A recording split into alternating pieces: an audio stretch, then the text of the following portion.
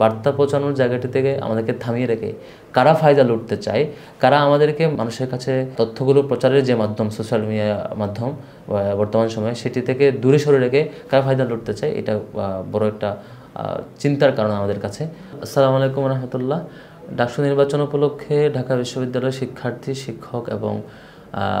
পুরো বিশ্ববিদ্যালয়ের পরিবারের যে উৎসব এবং আমেজ চলছিল, আমরা সবাই যেটি উপভোগ করছিলাম, সেই জায়গাটিতে হঠাৎ আজকে থেকে একটি নতুন পরিস্থিতির উদ্ভব ঘটেছে। আমাদের প্যানেলের অধিকাংশ প্রার্থী সাইবার অ্যাটাকের শিকার হচ্ছেন। অলরেডি আমাদের গবেষণা ও প্রকাশনা সম্পাদক পদপ্রার্থী সাজ্জাদ হোসেন খানের আইডিটি অলরেডি সাসপেন্ডেড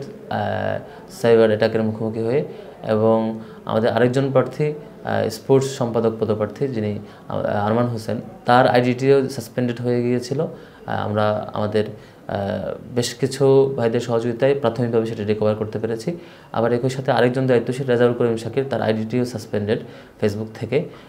এবং আমরা লক্ষ্য করেছি এই আইডিগুলো সাইবার অ্যাটাকের আক্রমণের শিকার হওয়ার পরে বেশ কিছু পেজ থেকে যারা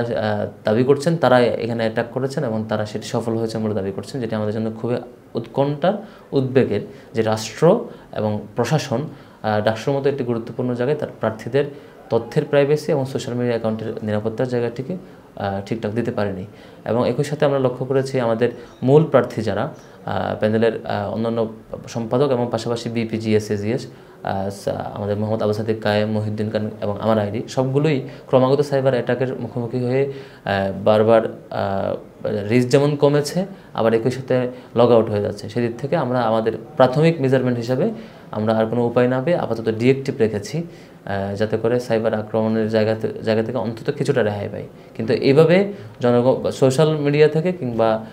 সাধারণ মানুষ থেকে ডিটাচ রেখে তাদের কাছে আমাদের বার্তা পৌঁছানোর জায়গাটি থেকে আমাদেরকে থামিয়ে রেখে কারা ফায়দা লুটতে চায়, কারা আমাদেরকে মানুষের কাছে তথ্যগুলো প্রচারের যে মাধ্যম সোশ্যাল মিডিয়া মাধ্যম বর্তমান সময়ে সেটি থেকে দূরে সরে রেখে কারা ফায়দা লুটতে চায়, এটা বড় একটা চিন্তার কারণ আমাদের কাছে। আমরা মনে করি ঢাকা বিশ্ববিদ্যালয়ের শিক্ষার্থীরা এই সামগ্রিক যে তৎপরতা, সাইবার ওয়ার্ল্ডে যে পরিমাণ আক্রমণ এবং আমাদেরকে ভিকটিম করা হচ্ছে প্রার্থীদেরকে, এ ব্যাপারে ঢাকা বিশ্ববিদ্যালয়ের শিক্ষার্থীরা সঠিক বিবেচনা করবে এবং বিবেচনার মধ্য দিয়ে আগামীকাল 9 তারিখ তাদের ডাকসুতে অংশগ্রহণের মধ্য দিয়ে, ডাকসু নির্বাচনে তাদের স্বতঃস্ফূর্ত অংশগ্রহণ করার মধ্য দিয়ে যারা ডাকসুকে বানচাল করতে চায়, যারা ডাকসুতে একটা অস্থিতিশীল পরিবেশ তৈরি করতে চায়, তাদেরকে সঠিক জবাব দেবে। আমরা আমাদের জায়গা থেকে বিশ্ববিদ্যালয়ের সকল শিক্ষার্থীকে আহ্বান করব, কোনো পরিস্থিতি, কোনো চক্রের পরিকল্পিত অস্থিতিশীল পরিবেশ তৈরি করা কিংবা অন্য কোনো ক্রাইসিস তৈরি করার মাধ্যমে যাতে যাতে আমরা আগ্রহ হারিয়ে না ফেলি, বরং যে পরিস্থিতি আসুক না কেন, যে ধরনের পরিবেশ তৈরি করতে চাক না কেন, যেরকমই ষড়যন্ত্র করুক না কেন, আমাদের ঢাকা বিশ্ববিদ্যালয়ের শিক্ষার্থীরা প্রত্যেকে যার যার জায়গা থেকে যাতে নির্দিষ্ট বুথে এসে নির্বাচনে অংশগ্রহণ করে এবং যার যার মতামত ব্যক্ত করে, সেই অনুরোধ করব বিশ্ববিদ্যালয়ের শিক্ষার্থীদের প্রতি। এবং আপনারা দেখেছেন এর আগেও জুলাই আগস্টের গণ অভ্যুত্থানে আগস্টের শেষের দিকে 2-3 তারিখ থেকে সোশ্যাল মিডিয়াতে অব্যাহতভাবে গুজব চলছিল, যাতে করে ফ্যাসিবাদী শক্তি শেষ মুহূর্তে পার পেয়ে যায়, সেরকম একটি পরিকল্পনা তাদের ছিল এবং অব্যাহতভাবে গুজব চলেছিল।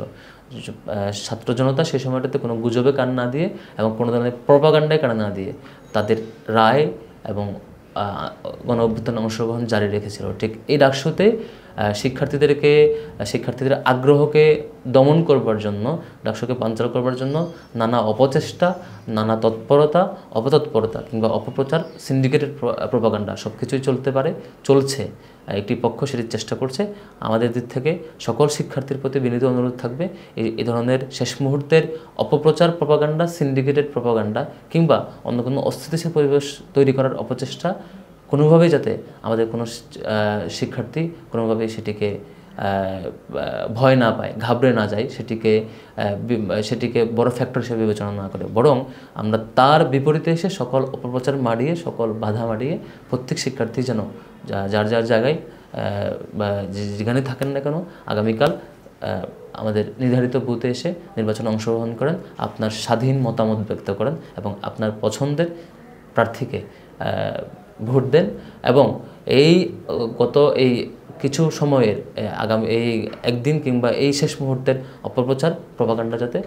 আপনার কারো চিন্তাকে কোনোভাবে প্রভাবিত না করে, সেই অনুরোধ রেখেই শেষ করছি। আসসালামু আলাইকুম রহমতুল্লাহ।